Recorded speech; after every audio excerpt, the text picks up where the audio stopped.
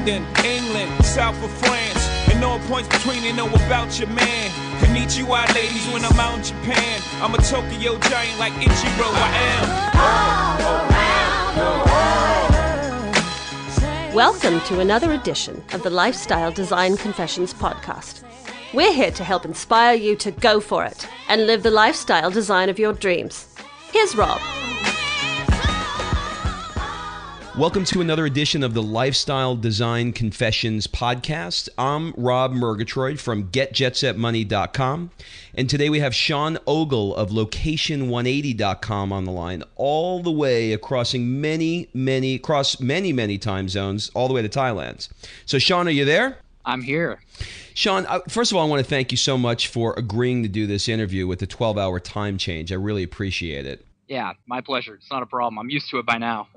Okay, so let's kind of, just by way of background, could you tell us a little bit about what led you to pack it all up and move to Thailand? Where were you from originally? And, you know, I know that you got involved with a program called the Tropical MBA, and maybe you can talk a little bit about that, but just give people a little background sort of how you wound up getting to Thailand. Right. So basically 3 or 4 years ago, I graduated university like everybody does. I had a finance degree, got a job right out of school, and had, your typical desk job, crunchy numbers. I wore a suit and tie. I used to say I was the only person in Portland, Oregon that actually had to wear a suit and tie to work.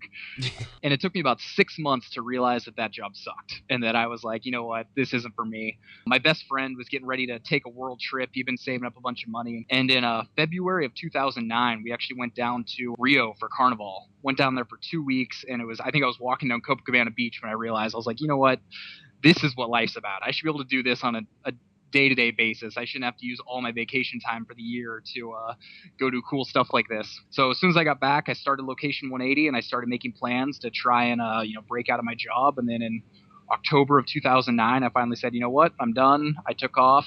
That's when the Tropical MBA came up. Dan Andrews of the Lifestyle Business Podcast read my blog and sent me an email, said, hey, I've got this opportunity for someone to come out and work with me in Southeast Asia. And one thing led to another, and first thing in January, hopped on a flight, and here I am. So let's go back to that time. So you're sitting in your either office or house, checking your email. You get an email from Dan Andrews of the Tropical MBA, and you say, he says, why don't you come out to Thailand? So you had to have one of those moments of going, Thailand. I mean, where is Thailand? I mean, like, what was that like for you? Because the reason why I created this podcast is for people who were in your shoes back in Oregon who wants to make the jump, but they're like, how am I going to do it? How am I going to get the money to do it? I don't know if I could do it. My girlfriend, my parents, like all of that kind of stuff. So take me back a little bit to the psychology that was going on in your head at the time. Like, what were you feeling? Well, I had all that stuff going on. I had a girlfriend at the time, and she's actually flying into Bangkok here in 2 hours. Wow. Yeah, so we're going to head down to Bali on Sunday, which should be fun. So is that still a had a girlfriend, or is that now going to be a have a girlfriend, or is that to be determined? It's probably going to be have a girlfriend. Great. But, it definitely was a little rocky getting from point A to point B, but I bet. Things are all good now. So cool. So anyway, that was a big concern at the time.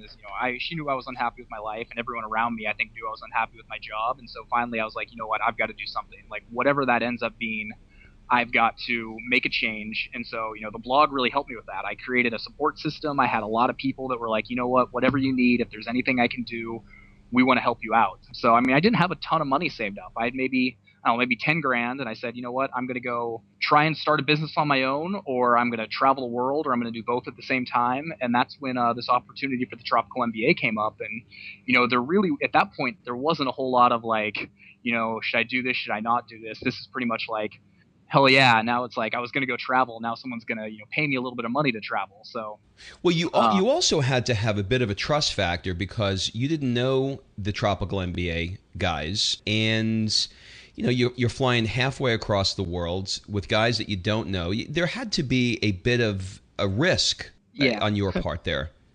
For all I knew, they were going to take me on a boat in the middle of the ocean. Right.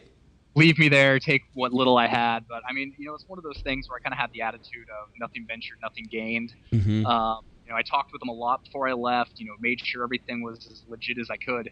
And sure, it could have been one big scam, but, these guys have gotten to be pretty well known through their podcast. And so I was fairly comfortable with the fact that I wasn't going to go out there and end up on a deserted island somewhere. But, right. You didn't get any emails from like a Nigerian prince or anything. So it's no, nothing like that. Okay. But, in the end, it worked out. It worked out better than I ever could have hoped. They had a legit business and they brought me on at a really high level. So not only was I getting paid to live in, one of the coolest places in the world, but I was also learning all the skills that I've been wanting to learn that I was unable to do, working a 9-to-5 finance job. Describe for me the freedom that you were really looking for and how travel relates to it. How old are you, by the way?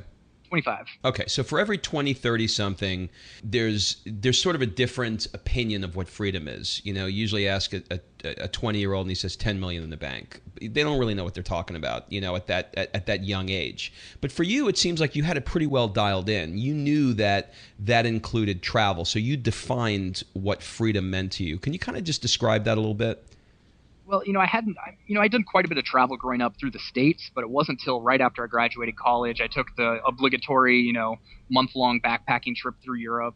And then, it really sank in when I went to Brazil. And I was like, you know what, this is cool. Like, there's so much out here. There's so much I want to see.